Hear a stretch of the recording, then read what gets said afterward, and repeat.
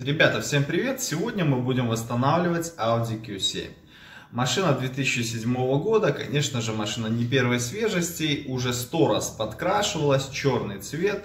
Буду подкрашивать что-то локально, что-то целиком элементами. Вам по-любому будет этот материал полезен. Где-то буду клеить бронепленку для того, чтобы в дальнейшем там не распространялась коррозия. В любом случае, что-то для себя полезное вы здесь увидите. Вы наблюдайте, а сейчас я вам покажу, что же нужно делать по этой тачке. Погнали! Итак, переднее крыло. Здесь вмятина характерная такая. И спереди на стыке с бампером жучара. Пассажирская дверь. Очень похоже на то, что здесь сквозной жук. Обязательно вычищаем все здесь и с обратной стороны тоже. И с обратной стороны протравливаем и обрабатываем. Если этого не сделать, то рано или поздно он опять вырвется наружу. Так, задняя пассажирская дверь. Снизу жук под накладкой. Потом жук под ручкой. Жучара по низу арки этой двери.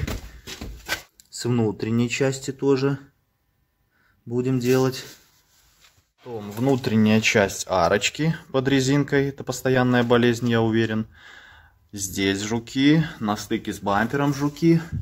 Лючок я уже снял. Задний бампер красим только глянцевую часть, матовую оставляем так, как есть. Крышка багажника.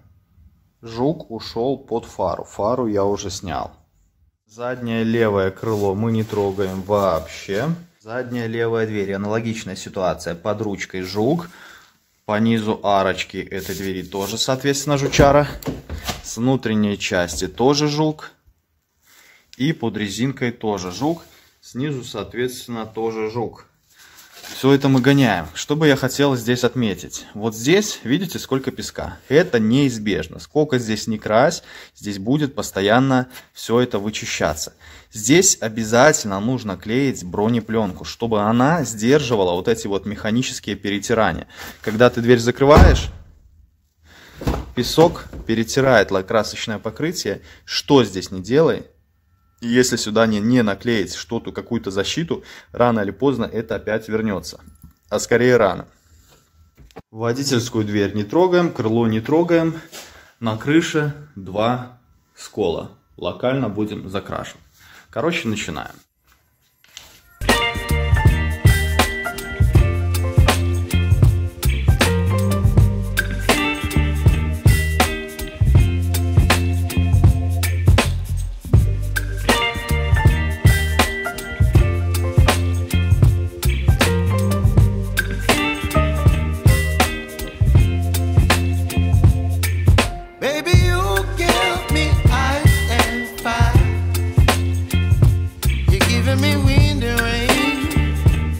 Я тут проблемное это место, его уже кто-то здесь чинил, и не в этом-то вся проблема, а проблема в том, что здесь есть 2 маленькие трещины.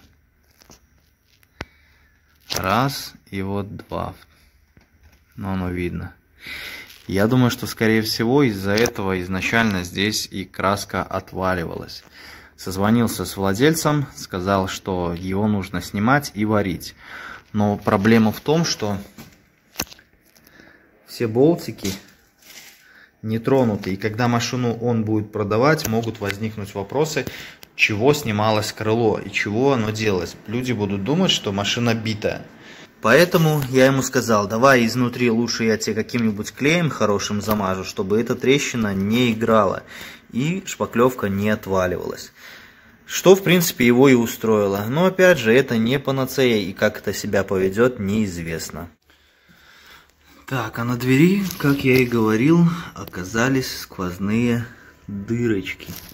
То есть, получается, обязательно придется открывать обшивки и замазывать все это изнутри. Ну что ж, давайте снимем саму обшивку. Снимаем. Все. Еще один такой немаловажный совет. Большинство людей сделают следующим образом. Возьмут эту обшивку и положат на заднее сиденье. Вот так вот. Я же вам скажу, если эта обшивка пролежит неделю на этом сидении, Там такие пролежни будут, что потом они оттуда практически никогда не уйдут. И они могут там остаться навсегда. Я же советую следующее. Ты просто ее берешь и ложишь в багажник.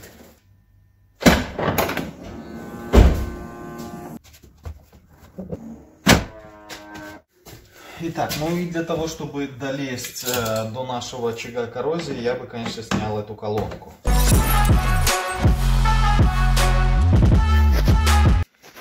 Так, давайте смотреть, что у нас здесь получилось.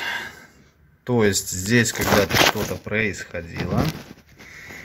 Ну, честно говоря, немножко замазали. Но вот видите, вот этот вот карман. Скорее всего, я думаю, вот этот карман набирает влагу, когда она стекает от дождя, либо от конденсата. Там стоит, и после чего гниет металл. Даже несмотря на то, что здесь будет отверстие, если изнутри все это хорошенечко обработать, загерметизировать, чтобы влага туда не поступала, здесь дырки эти больше не появятся. Я просто это гарантирую. Значит, ситуация следующая. Вот этот усилитель, его нужно будет обязательно снять, потому что он мешает, чтобы нам залезть бы пониже. При этом, как бы, те ребята, которые здесь ремонтировали, вот они, видно, и поленились его откручивать. А для того, чтобы его открутить, нужно открутить болт под фонариком вот здесь вот. И один вот здесь вот снаружи. И тогда вот это место мы зачистим и хорошенечко обработаем. Вот здесь вот можно было чуть-чуть лучше, конечно, обработать, но ребята поленились. Не поленились бы ребята, не было бы у нас работы. Головка здесь нестандартная, еще когда-то я покупал ее специально для того, чтобы снять двери в гольфе.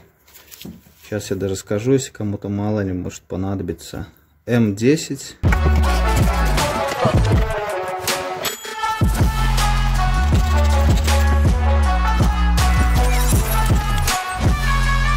Повернул я его, теперь можно смело сюда подлазить и щеткой, и чем хочешь. Ну, болгаркой, конечно, сюда не подлезешь. Ну, что-нибудь наковыряем сейчас. Даже можно заметить, вот как цвет здесь немножко другой. Здесь постоянно стоит влага.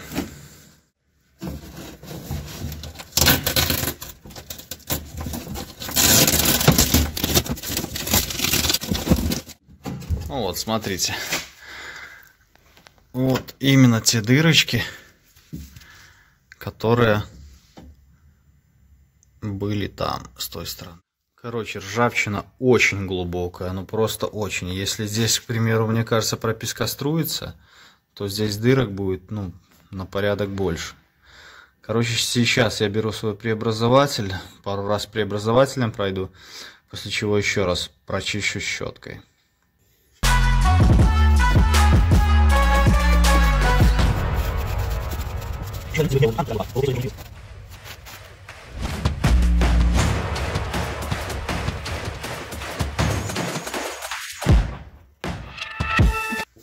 Для ремонта крыла я купил вот такой вот клей. Он идет двухкомпонентный. Ты его просто смешиваешь, выжидаешь какое-то время, там дальше почитай по инструкции, и наносишь на поверхность. Те люди, которые им пользовались, говорили, очень прочная штука. Первое. Выдавите равные части из каждого тюбика. Второе. Размешивайте до полной массы однородного цвета. Третье. Нанесите клей на обе поверхности, соедините и держите склеенными 10 минут. При необходимости используйте эластичный бинт, липкую ленту, веревку, проволоку и так далее. Тщательно обезжириваем внутреннюю сторону.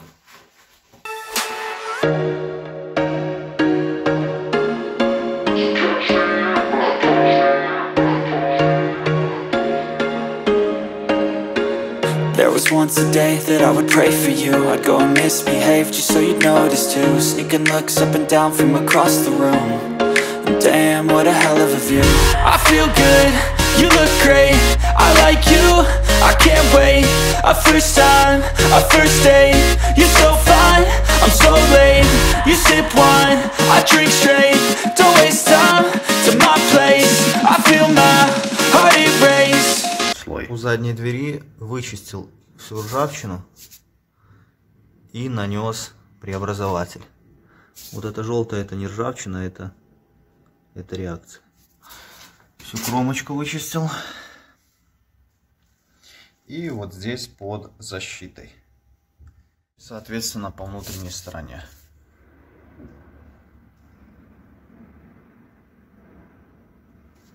Все до металла и преобразователь нанес.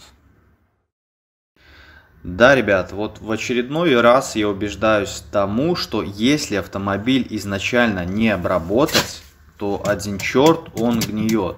Несмотря на то, что говорят, что там они оцинкованные, немцы не гниют. Вот вам наглядный пример. Тачку не обработали, и один черт даже под покрылками она гниет. Чтобы не засрать салон, перекидываем покрывало на противоположную сторону.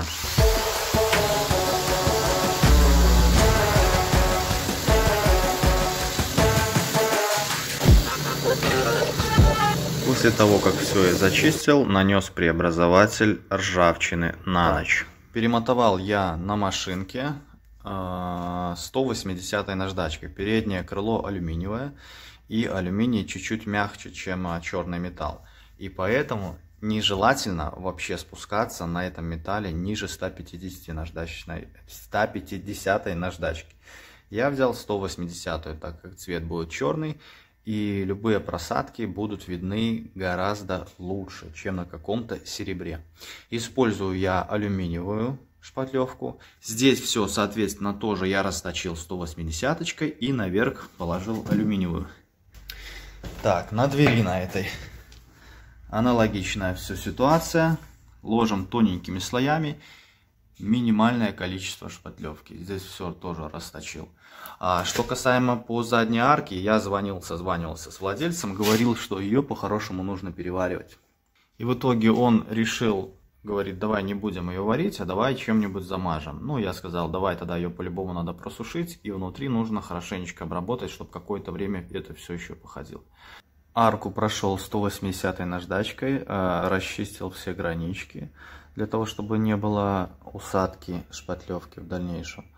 И сейчас хочу пройтись еще раз преобразователем ржавчины на всякий случай, чтобы не повылазило опять никаких влажных шариков, пузыречков.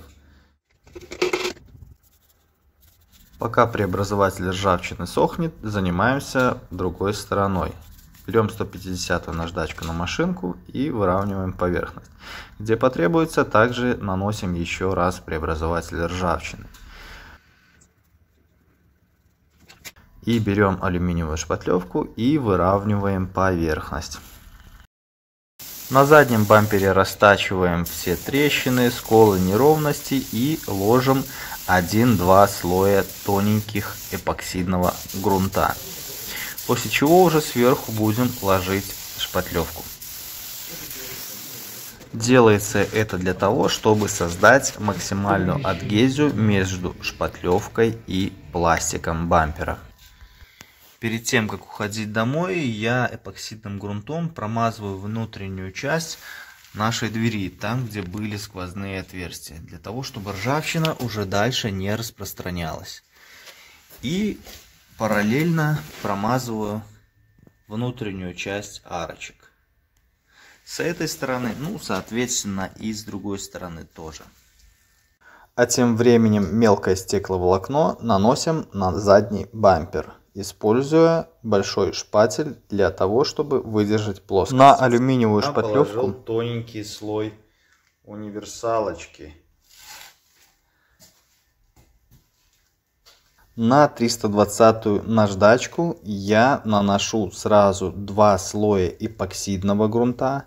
Полчаса он где-то подсыхает, и мокрый по мокрому, не перемотовывая, еще ложу 1 слой наполняющего грунта.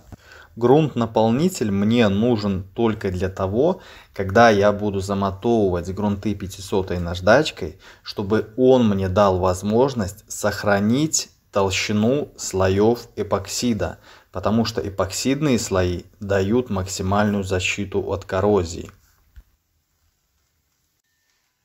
Сегодня у нас пятница, и где-то 2 дня машину я трогать не буду. Буду заниматься ремонтом заднего бампера. 180-й наждачкой выравниваем поверхность. Ребят, для того, чтобы убрать остатки вытертой шпатлевки, вот эту вот пыль, Не нужно компрессор. Просто берете микрофибру. Она с этим справляется просто идеально. Один раз протер. Второй раз протер. Вторым слоем я использую универсальную шпатлевку. С помощью резинового шпателя я пытаюсь вывести максимально ровную поверхность. Так, ну что, финишная прямая. Машину перегнал уже в покрасочную камеру. Все перемотовал. Вроде бы все сделал. Осталось только ее обклеить. Проемчики я уже прокрасил. О том, как я это делал, проемчики я имею в виду вот эту часть и вот эту внутряночку. О том, как я это делал, я оставлю ссылочку в правом верхнем углу, либо ссылочку в описании. Вот эту арку я не показывал, как я ее переваривал. Короче, я ее сначала устранил всю ржавчину, якобы полностью, но полностью ты не устранишь, потому что были сквозные отверстия. На следующий день прихожу, даже, по-моему, через 2 дня перемотовываю уже загрунтованную часть и наблюдаю, что есть пузыри. В итоге звоню хозяину, говорю, что машину нужно переваривать. Он говорит, давай переваривать, что тут делать? Ну, потеряли время и потеряли, ничего страшного. И как я ее делал, полностью в таймлапсе, в верхнем правом углу, я вам покажу, как я это делал. От самого начала, как вырезал, как что переваривал, как перешпаклевывал, все там будет. Ссылочка в верхнем правом углу, либо в описании. Замотовал машинку по вот этот кант. Буду краситься по него. Поверх не хочу, потому что не хочу снимать вот эти вот молдинги. Они, как правило, в некоторых автомобилях ломаются. Плюс нужно снимать зеркало. А этот кант нам даст возможность очень хорошо отрезать. Тем более я купил себе такие валики специально для этого. И проклею этими валиками проемы автомобиля. Сейчас я пока разогреваю печку и иду переодеваться. Если вы заметили, все ручки я поснимал, кроме этой, потому что эта ручка не снимается, туда кто-то уже залазил, что-то там наколхозил, и в принципе, так как она должна сниматься, она не снимается. И эту дверь вообще я не должен был красить целиком, я должен был подкрасить вот это вот место локально. Но для того, чтобы покрасить его локально, тут геморроя гораздо больше, чем просто перемотовать всю деталь и покрасить ее целиком.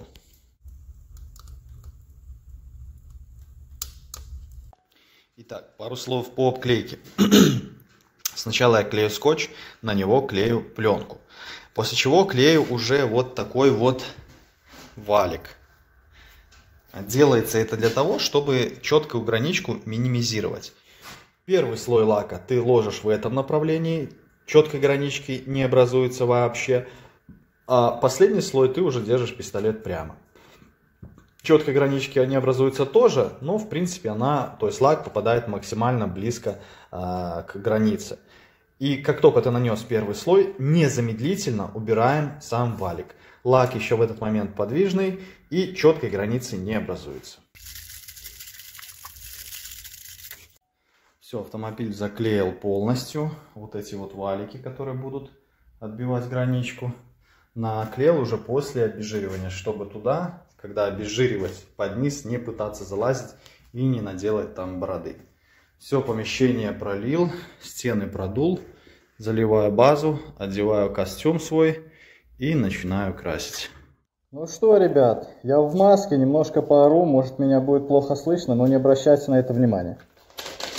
Короче, раскидал я базу, все получилось отлично, ничего критичного я не вижу.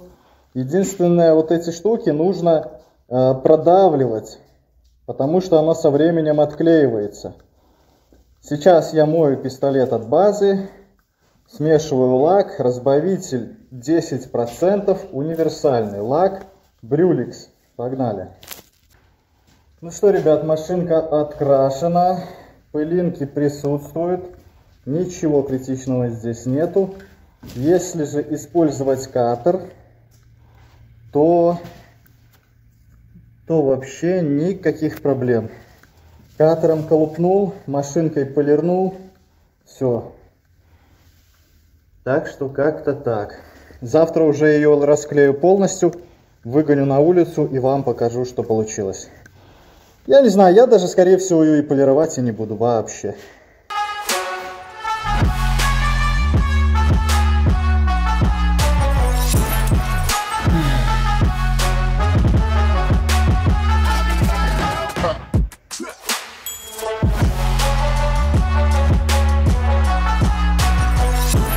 Ну и после того, когда мы машинку уже расклеили, идет этап сборки.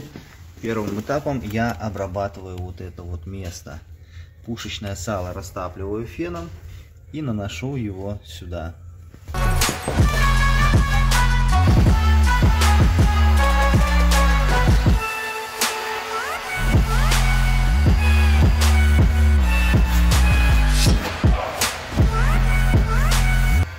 Сейчас я возьму фен и феном это прогрею, оно еще так растянется равномерно. Сейчас беру герметик, одеваю вот такие вот перчатки. Кстати, советую всем купить, они очень недорогие, там что-то, по-моему, $0,50 стоит за пачку.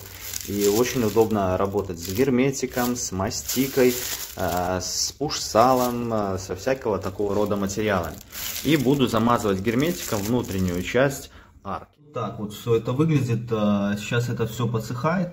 И уже сверху я буду замазывать пушечным салом. На месте стыка вот этой двери и с такой же накладкой обязательно нужно наклеить либо бронепленку, либо какую-нибудь наклейку, ну, специально для этих дел. Потому что по заводу там вот видно, она стоит. А здесь ее нету и не было. И поэтому здесь образовались жуки. Потому что пластик вибрирует, перетирает лаково-красочное покрытие и появляется коррозия. У меня есть немножко пленки. Сейчас я полосочки нарежу и полосочки эти приклею.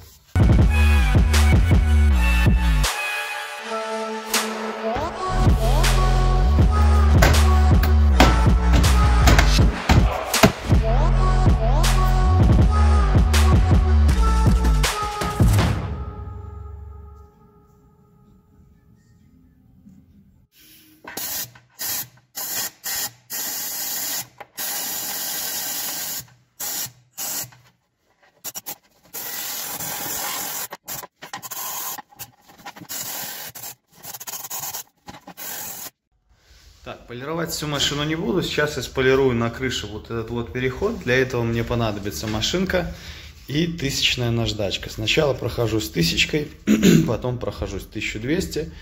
И потом, возможно, я пройдусь 1,5-шкой, но навряд ли. И сразу же буду полировать. Полировать буду Мензерной 400-й.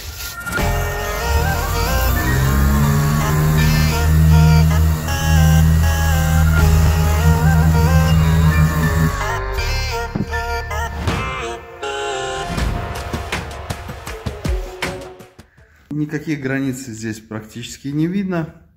После этой пройдусь еще на мягкой подложке 1200 и, скорее всего, буду полировать. Все, перемотовал. Как бы тут хреново не получилось, это крыша. На крыше ничего ты никогда не увидишь. Даже там какие-то мелкие царапинки останутся. Ну, ничего страшного.